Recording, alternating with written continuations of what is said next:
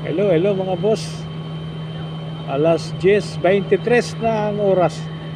Pero may na-pick up naman tayo mga boss, papuntang Pasay. Abang ako ng abang pa Cavite eh.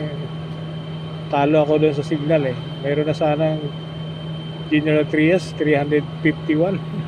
Nga lang, mahina yung signal ko doon sa area Santa Teresita eh.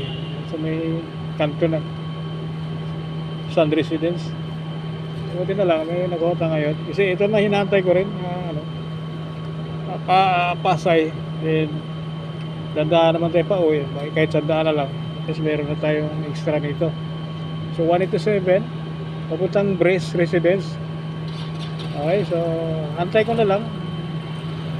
Inaantay ko na lang yung yung aking pick up. So dito na. Okay po. Ma'am, kayo yun ma'am. Kay Chialdo Takan yung mag-receive. Po, wait lang. Sa'yo? Wait lang, picture ako kayo. Sige po. Inutosan lang kasi ako. Okay, mabait yung kausap ko kanina eh. Dahil sabi ko eh, may 900 ako dito ma'am eh. Sige basta ihulog mo lang sa Gcash ko.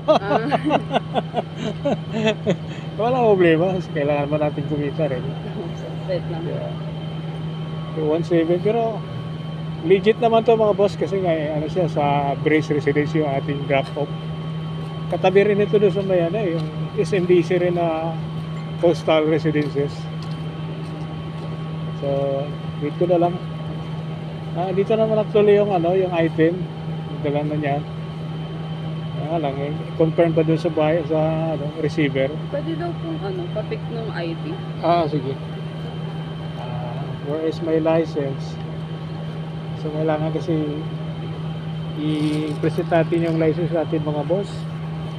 Dahil siyempre 17 kasi yung Pero actually ihulog ko naman sa kanyang Gcash mamaya pag nagbayad na yung receiver. So pa-picture na lang po. Sasama ko kasi ito sa YouTube ko na posting So 3 minutes lagi yung oras na aking ginugugol dito. Kasi si YouTube kasi hindi talaga kailangan niya 3 minutes, more than 3 minutes yung video mo guys. Post mo sa kanya. Okay, so pinicturean pa yung aking pinicturean pa yung aking license.